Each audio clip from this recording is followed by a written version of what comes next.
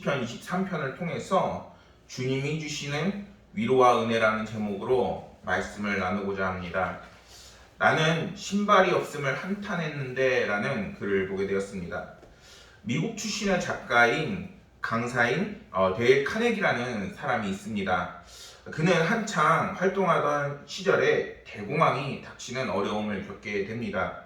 모든 사람이 힘겨워하는 가운데에 그도 그 상황에 이기지 못하고 많이 절망에 빠지게 되었습니다.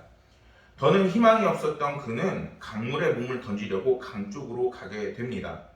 그런데 한 남자가 이 카네기한테 소리를 칩니다.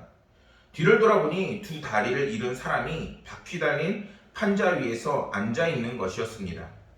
그 사람이 역시 절망적인 상황이었는데 오히려 이 카네기와는 다르게 미소를 지으면서 이렇게 이야기를 합니다. 연필 몇 자루만 사 주시겠습니까? 이렇게 이야기를 하는 겁니다. 카네기는 주머니에 1달러 지폐 한 장을 꺼내주고 다시 강을 향해서 걸어 나갔습니다. 그러자 그는 바퀴에 달린 판자를 굴리며 다시 소리쳤습니다. 이봐 선생님, 연필을 가져가셔야죠. 이렇게 얘기를 한 겁니다. 그러니까 이 카네기가 이렇게 대답을 합니다. 난 이제 연필이 필요 없어요. 이렇게 얘기합니다. 하지만 그는 카네기를 계속 따라왔습니다. 연필을 가져가든지 아니면 돈을 도로 가져가라고 이 사람이 이야기합니다. 더욱 놀라운 것은 그 남자는 그 상황 속에서도 웃고 있는 것이었습니다. 그리고 카네기는 그 남자의 연필을 받아든 순간 자살하려던 마음이 싹 사라지게 된 것입니다. 훗날 카네기는 자서전에 이렇게 표현합니다. 그 당시 나는 살아갈 희망이 없었는데 당시 두 다리가 없었던 웃음을 잃지 않던 그를 보고 나 역시 살아야겠다라고 결심을 하게 되었다는 것입니다. 그는 이러한 명언도 남겼습니다. 나는 신발이 없음을 한탄하였는데 거리에 발이 없는 사람을 만났다. 이런 말을 남겼습니다. 살아가다 보면 정말 슬픈 일과 그리고 기쁜 일 그리고 희노애락을 다 맛보게 됩니다. 그런데 그 중에서 힘들고 어려운 일을 만났을 때 자신의 처지를 비관하게 되면은 이러한 어려움과 슬픔을 극복해낼 수가 없습니다. 그런데 더욱더 대단한 것은 우리 부모님들은 그러한 어려운 환경을 만났을 때 자녀들을 생각하고 또한 그들을 위해서 정말 헌신하고 함께하는 삶을 살았다는 것을 한번 생각해 보게 되었습니다. 슬픔이 우리를 가린다 할지라도 정말 우리를 사랑하는 부모님 그리고 또한 자녀들이 있기 때문에 가정에는 희망과 소망이 있는 것입니다.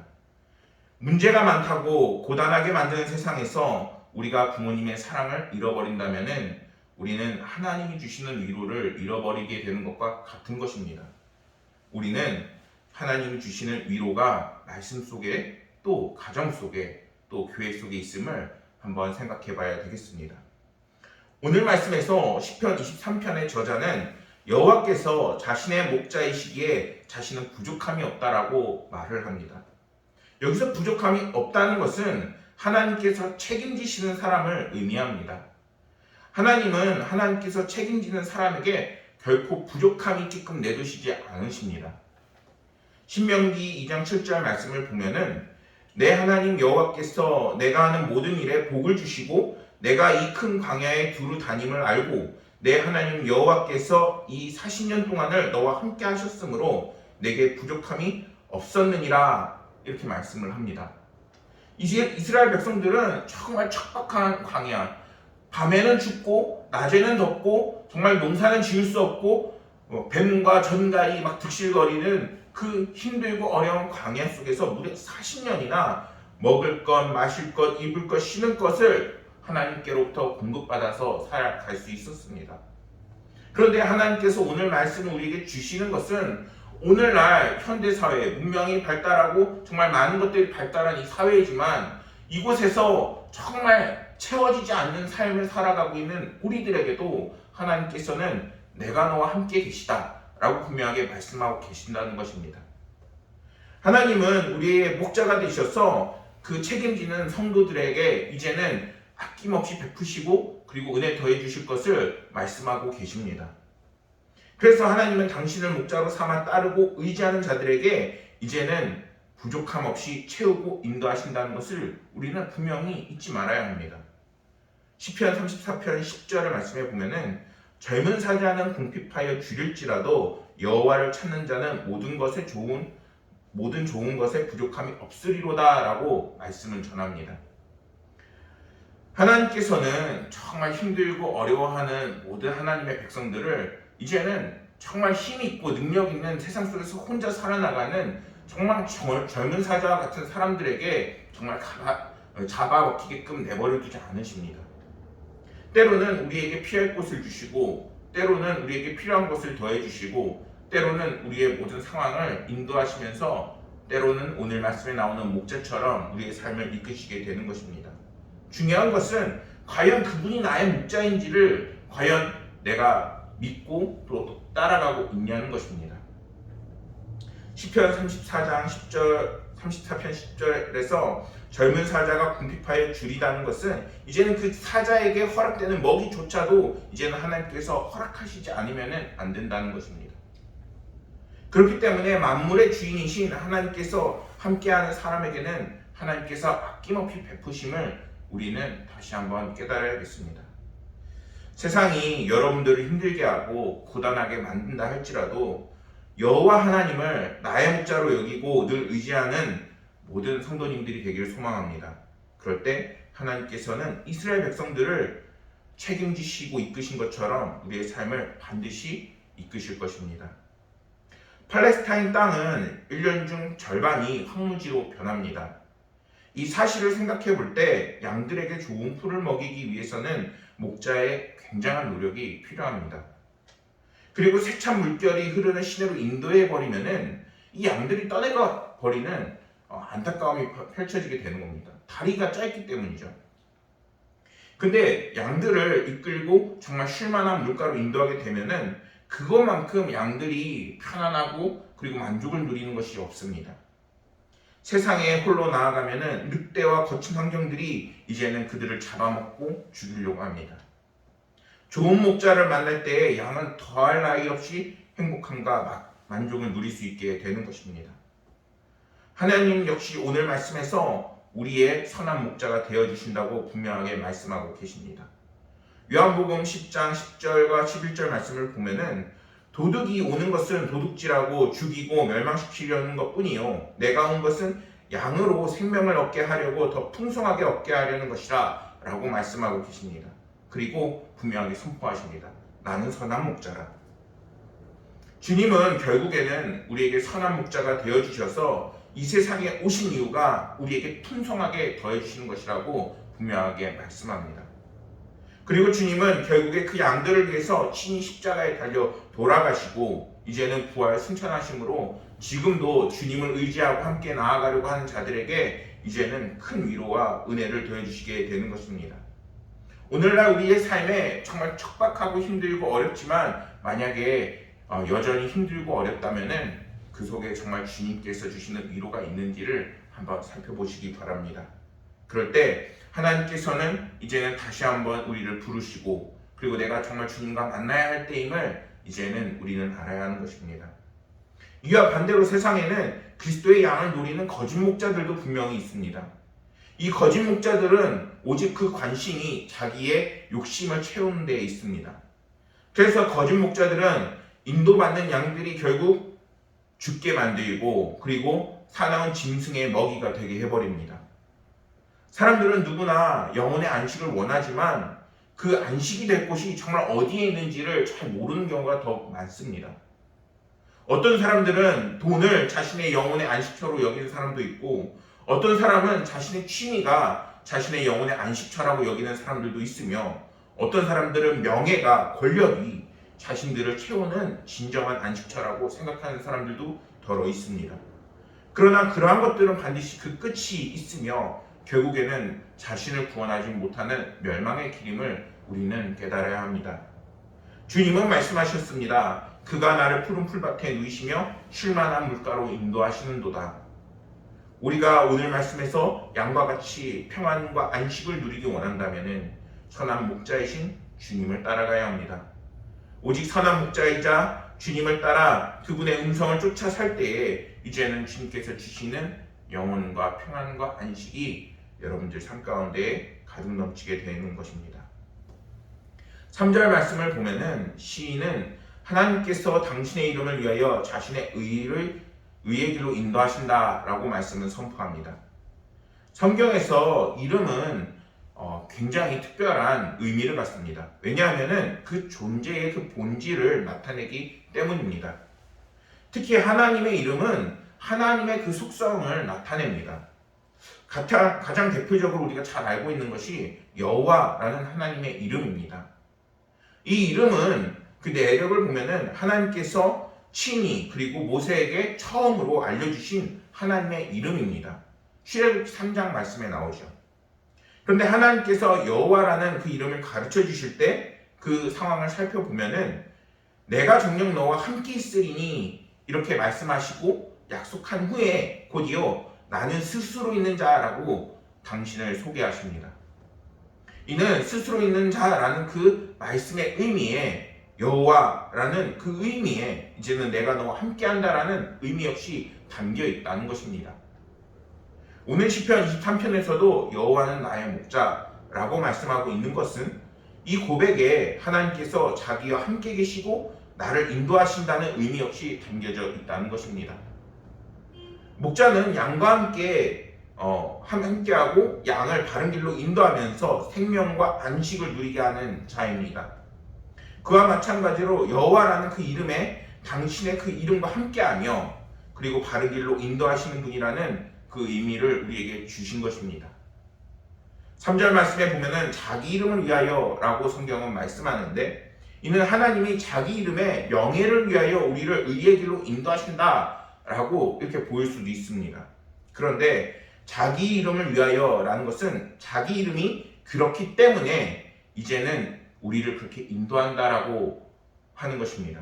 그 말은 이제는 하나님께서 우리를 의의 길로 인도하시는 분이시라는 것을 분명하게 말씀하고 있는 것입니다.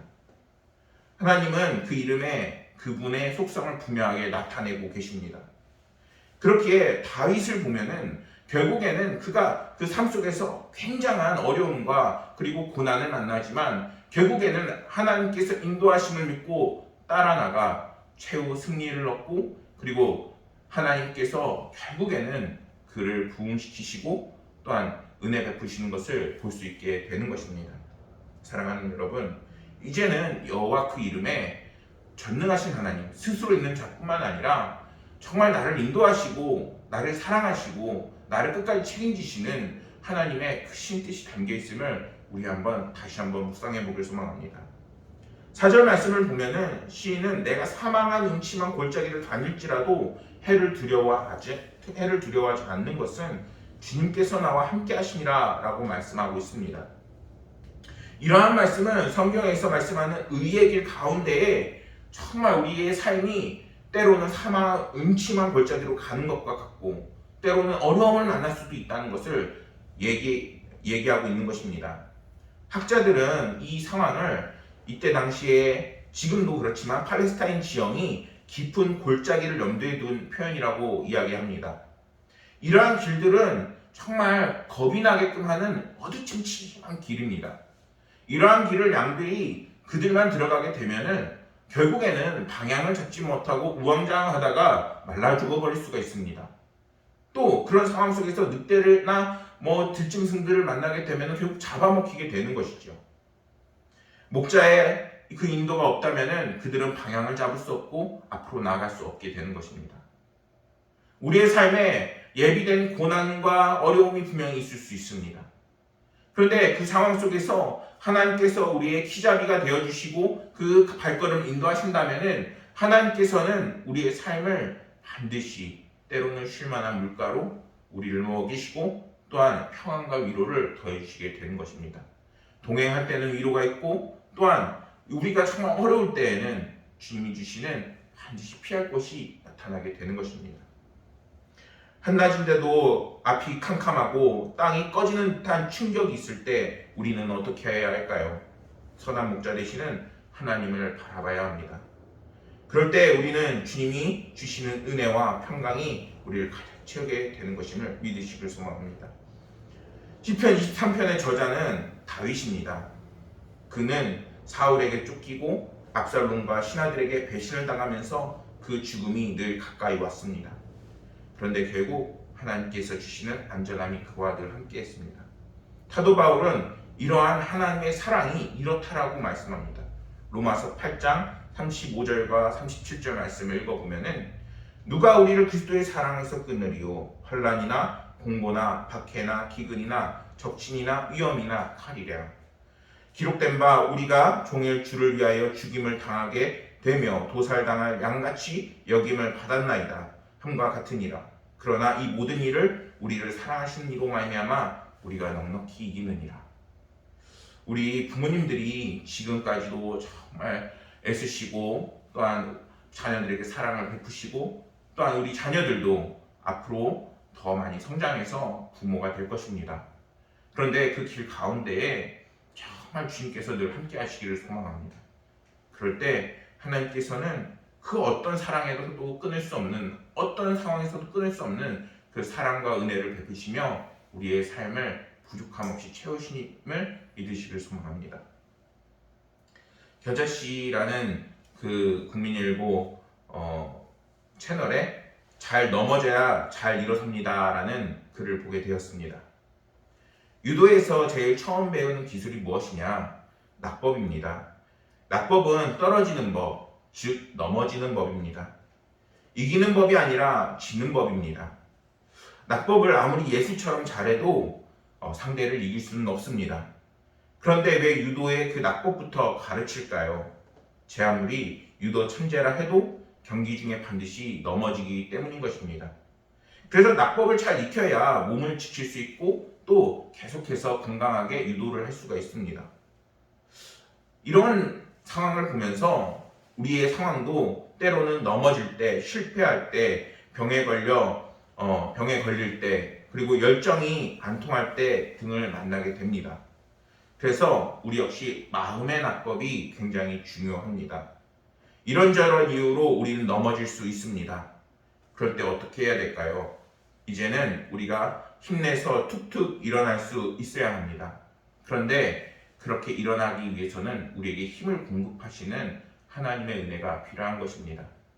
여러분들에게 언제나 일어설 수 있게 하시는 그 은혜를 베푸시는 하나님과 늘 함께하기를 소망합니다. 사랑하는 성도 여러분, 다윗은 시편 23편 마지막에 이렇게 고백합니다. 내 평생의 선하심과 인자하심이 반드시 나를 따르리니 내가 여호와의 집에 영원히 살리로다. 여기서 선하심은 원어로 말하면 토브라는 단어를 사용하고 있습니다. 그런데 이 단어가 토브는 히브리어로 하나님에게 창조 사역 당시에 피조물들을 다 지으시고 이렇게 하신 말과 같은 말입니다. 매우 좋았더라. 그 말은 하나님의 선하심이란 하나님의 뜻과 목적이 가리키는 그 의미를 담고 있습니다. 이러한 하나님의 선하심이 이제는 자신을 따른다고 다윗은 고백하고 있는 것입니다. 이러한 인자하심은 이제는 헤세드, 변함없는 사랑과 결합하여서 이제는 하나님의 사랑이 평생 동안 다윗과 함께했다는 것을 다윗이 고백하고 있는 것입니다. 여러분들에게 정말 귀한 선물이 이러한 변함없는 하나님의 사랑이심을 믿습니다. 부모님들에게 이제는 이러한 변치 않는 하나님의 크신 사랑과 은혜가 늘 함께 하시어 남은 모든 시간이 주님과 동행하는 시간, 또한 주님이 주시는 위로와 은혜와 평강이 가득한 모든 시간이 되시기를 간절히 소망하겠습니다. 기도하겠습니다.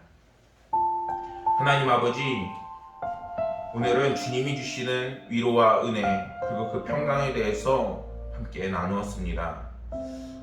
정말 우리가 서로를 위로하고 또한 기쁨을 나누지만 그것이 하나님과 나누는 기쁨에 비할 수 없음을 다시 한번 묵상해 보게 됩니다. 아버지 하나님이시여, 이제는 모든 성도들 또한 특히 부모님들 그리고 모든 성도들이 그와 같이 홀로 있는 것이 아니라 더욱더 주님과 함께하여서 주님이 주시는 기쁨과 평강과 은혜가 늘 함께하게 하여 주시옵소서. 하나님께서 하나님 사랑하시는 모든 성도들이 이제는 하나님의 은혜 가운데서 만족함을 누리고 기쁨이 넘칠 것을 믿으며 모든 말씀 우리 구주 예수 그리스도 이름으로 기도